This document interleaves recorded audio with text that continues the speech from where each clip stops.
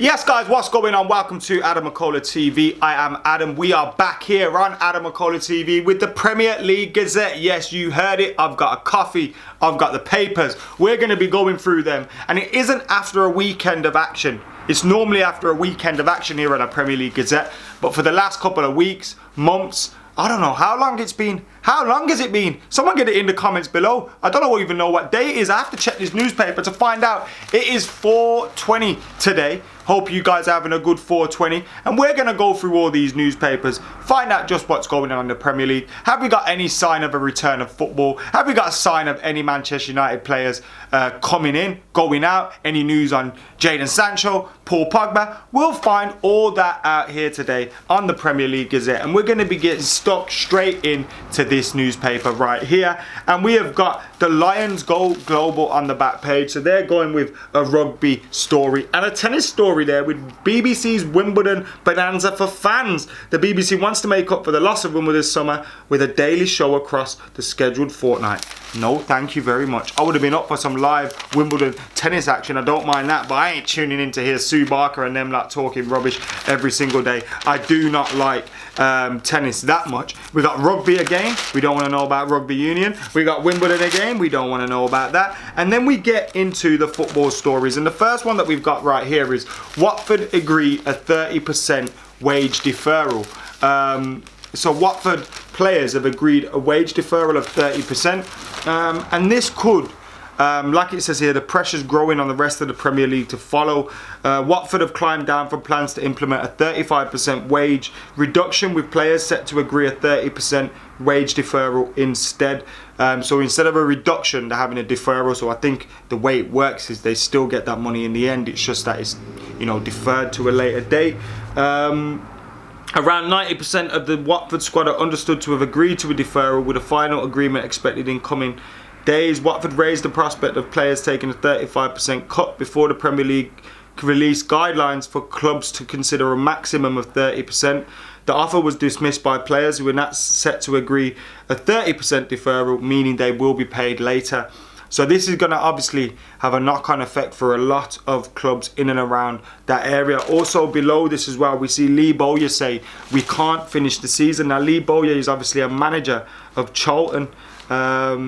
Is a manager of Charlton at the moment, and he doesn't know when football is going to return. And he's saying it's impossible to know when football is going to return. He's been speaking about things like he's got players who have pregnant wives, who obviously have concerns about going into training, going into games, whether they're behind closed doors or not. And he's saying, my honest opinion, I just think there are going to be too many hurdles.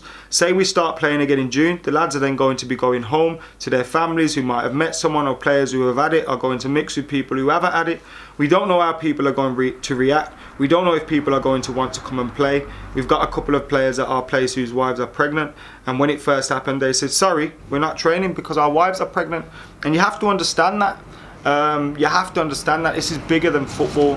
This is a lot bigger than football, and players are going to have issues with returning. It's not going to be just a case of the club say, all right, let's return, and every single body is going to be happy to do that. I think there's a lot of hurdles to go, and if there's hurdles lower down the leagues, the Premier League are of course going to see a lot more hurdles, because the Premier League as well, imagine something happens, something goes wrong with the way they do the behind the closed doors games. Imagine something goes wrong with that. Then we're going to see a scenario potentially where they're on the receiving end of lawsuits and things like that.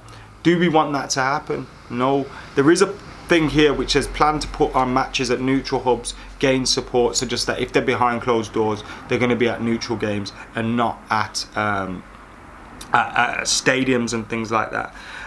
We've obviously got more talk on Newcastle's potential takeover, and we'll look at that a little bit later. And there's an opinion piece on Roy Keane, and it says Roy Keane has too much to offer than his TV put downs. And it's like got stories of Darren Fletcher saying how he's more than just like an angry man and things like that, and how when Darren Fletcher returned to training, Roy Keane was on the training pitch and loudly screamed out, "We have missed this lad." And he goes, it's those kind of things that you never hear about. He goes, for every 10 times he spoke to me, 9 times there were compliments, and the one time it was a negative or something that I could work on. And that's such a good thing to hear. And it's just an opinion piece here by Ian Ladyman. I don't usually agree with him, but I'm Roy Keane in this instance. I think he's right. For a player as great as Roy Keane, it must be hard to then drop down the leagues or something and manage players that aren't as good as you or were never as good as you. And also, because he's seen as someone that's so ruthless, it must be hard to try and like build relationships and potentially even get a chairman to be interested in being your chairman and taking you in and giving you the job. When he had a job at Sunderland in the early years, Ipswich in the early years, he didn't do too badly at times.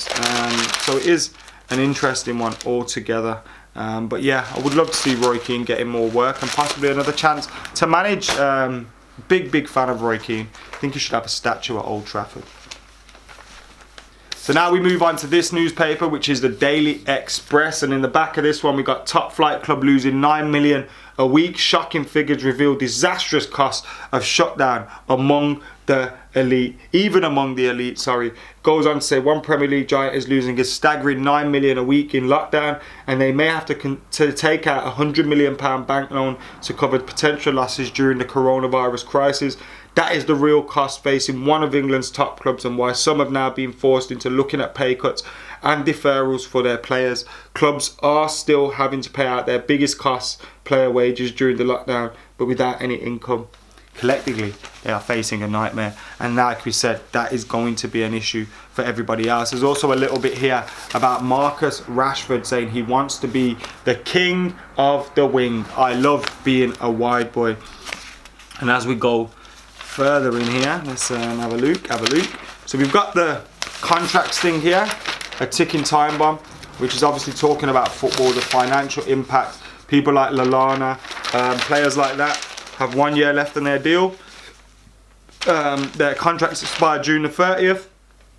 They're going to be fucked. They might not, you know, they're going to be in positions where if they've been sensible with their finances, they're going to be well off. But nevertheless, in terms of getting a job, getting football, getting a club, it might be difficult for some of these lads. Newcastle to get £200 million for starters. Newcastle United will be relaunched with £200 million in extra investment for players and club improvements. Mike Ashley is to sell up in the next few days to a Saudi-funded consortium who will pay £300 million to take over. Now, I'm not sure if it's the same fellas that wanted to buy United, but I'm glad they didn't buy United. Now, I know Steve said on the House of McKola's Pod to Nowhere, which you can check out, it was up yesterday, that he wouldn't mind. I personally, I'd put my morals over Mbappe in this instance. I don't know if I could. I hate the Glazers. I can't stand the Glazers. Someone said I should apply for that social media manager job at United the other day, and I was like, have you seen my tweets and videos? I'd never survive, never get a job. But I hate the Glazers, but I wouldn't take these lot, man. I know. It's just my morals. Then we go inside and we see more clips and more headlines regarding Marcus Rashford's quotes. Number 9, that's wide of the mark. Rashford made his name as a centre forward, but reckons his future could be as Lord of the Wing at United. Marcus Rashford says that he could turn his back on becoming a number 9 in favour of trying to become one of the best wingers in the world. This is where I find it a little bit daft. He's turning his back on playing in number 9. He's a striker, yes, but even for the reserve teams, with a little bit of research, you'd kind of see that he played out wide a fair few occasions. Up top for United, he very rarely played up top for the first team. He was often played out wide. So it's a little bit of a weird one. It's like they're trying to make out like he's an out and out striker who's changed his position. He's always been flexible across the front three, and he's just been talking about it. A lot of it depends on who the players you're playing with, but when you're on the left you can create a lot more things in your own, giving a little bit more to the team. Up front sometimes you're isolated and need someone in midfield who can find passes for 90 minutes of a game. United obviously haven't had that, so you can disappear as a number 9. When I transitioned to a 9, that's the bit I struggled with, because I always wanted someone who wanted to express myself on the ball. I realise you don't see the ball as often as you do in other positions, but when you do, it's an opportunity to score. That's what I loved about being a 9, and that's what I still love about it. But I'm enjoying having the freedom to mix between the two, and it suits us well because Anthony likes to drift to the left and drop deep as well. It does feel natural as playing in the position I'm playing right now. I'm there in the middle between the left and centre forward, and it's definitely positive. And I think Marcus Rashford has really come of age recently. He's really starting to grow as a footballer, and that is absolutely fantastic to see from him. is really focused down this year. Well done to him. And even in 201 games for United, he's got 90 goals and assists, 64 goals, 26 assists. You can't complain with that for a player of his age. He's doing very, very well. There's another bit here on Ruud. Paul Scholes saying that Ruud van Nistelrooy soaked if Henry had scored more than him on a weekend when they were chasing for the Golden Boot. And a lot of Arsenal fans got excited by this. And I mean, Ruud van Nistelrooy would have been checking whoever's was the top goal scorer at that time, not just Thierry Henry. It happened to be Thierry Henry that he was battling with, and what a battle that was. Ruud against Thierry during United against Arsenal era. It was an incredible battle, incredible battle. I love Ruud van Nistelrooy, but obviously Henry was a fantastic striker as well. And having a goal scorer like Ruud was different gravy. 150 goals inside 200 odd games for United. I think it was 253 games altogether. Incredible record for Ruud van Nistelrooy. And Wayne Rooney has been saying we should swoop for another number 10, another striker. He believes Harry Kane is just the sort of striker his former club United should build their team around. Harry is a classic 9, the closest I've seen to Ruud van Nistelrooy. If I were building a team, he's the one I'd start with. And that's what Wayne Rooney is saying in his column with his polo neck on. Loving it, loving life at the moment is philosophical Wayne, but I can't see United getting Harry Kane. He's just made an opinion on how he'd build his team, to be honest. He hasn't said United go out and get him, but Wayne does back a swoop for Harry Kane. Right then, we're back with another newspaper, and this time it's the Daily Mirror, and they've got that Wayne Rooney quote again on Harry Kane. United should build a team around classic number 9 Kane. It's funny because he didn't really say United should build a team around it. He said he would build his team around it. All these freebies dropping out of the newspaper, I am not reading them. What a waste of paper. League 2 clubs may end season, so if League 2 clubs are going to end the season, that's going to have a knock-on effect surely up and down the leagues. And when will the Premier League be making that sort of announcement? I imagine it will be pretty soon, because whilst people are dying out here, they're trying to talk about getting football on, and it just seems all a little bit strange at the moment. Weeping Giant, one Premier League club, is losing a staggering 9 million per week in lockdown. Again, that story coming out again, how a club may have to take out a £100 million loan just to survive during the coronavirus pandemic. Now, United won't be in that kind of situation, and we've seen, I think it was Kamoli speaking on Sky Sports, saying only 3 clubs in the Premier League will be able to spend money in the summer transfer window. Now, he was relaying information that was passed on to him by an agent, but agents are in the market, and it wouldn't surprise me. Now, United are believed to be one of those clubs, Chelsea are believed to be one of those clubs, and Liverpool are believed to be the other one, because obviously Man City have their financial fair play issues. I doubt, obviously, only 3 clubs are going to make signings in the next transfer window, but this is going to have a dramatic effect on transfer fees, accumulated transfer fees. We've seen it reaching $1 billion in the last couple of windows, and I can't see that happening this time around. Yes, there may be 1 or 2 fees that reach 100 million, United with Jadon Sancho, I imagine, but I can't see there being many to do that. Ruud was obsessed with topping Henry. They've got that one again. Bruno is back to become star turn by AdamMcKola. He's intelligent, he has foresight, he has vision, he sees what he wants to do with that ball before it comes to him. You can see the understanding between him and Marshall. You can see the understanding between me and him, and he's not even settled down yet. Love AdamMcKola, and surely we need to give him a contract as well. What else is going on? More of this Rashford stuff here, talking about Rashford earning his wings. That's a nice little headline there. We've already read most of those quotes and those stories. It was from his podcast with, I think Sam was in it with Scholesy and Marcus Rashford again. One done online. Anything else? Deal or no deal? More on the players that will be out of contract in the summer. Games every 3 days for the elite.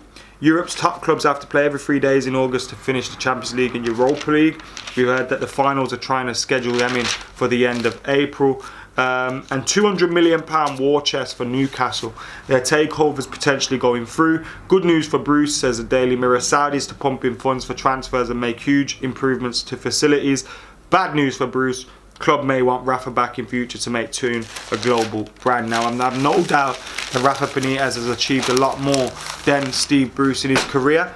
But what I would say is, and I said opposite to this when we did the Premier League predictions at the start of the season with me and Steve, that Steve Bruce has done a better job, in my opinion, than Rafa Benitez. So why would they be doing that? Give Stevie Bruce the money, for fuck's sake. Stop being bastards. Anyway, guys, thank you for tuning in to the Premier League Gazette. This has been us going through the back pages. Let us know what you thought about everything we discussed today. Marcus Rashford's future position. Where will he play the most? Can he beat Wayne Rooney's record? Wayne Rooney saying United should go for Harry Kane. Premier League clubs losing money left, right and centre. Watford take a wage deferral. Newcastle potentially got a Saudi takeover as well. Let us know what you're thinking about all those things. Remember, these teas are available in below the video as well if you want a tea. I know a few of you mentioned that you did. If you can subscribe, make sure you're clicking that subscribe button right now. Like, comment, share and join United Daily coming up every single day on AdamMcKola TV, and plenty more content as well. For now, I have been AdamMcKola. I'm out of here.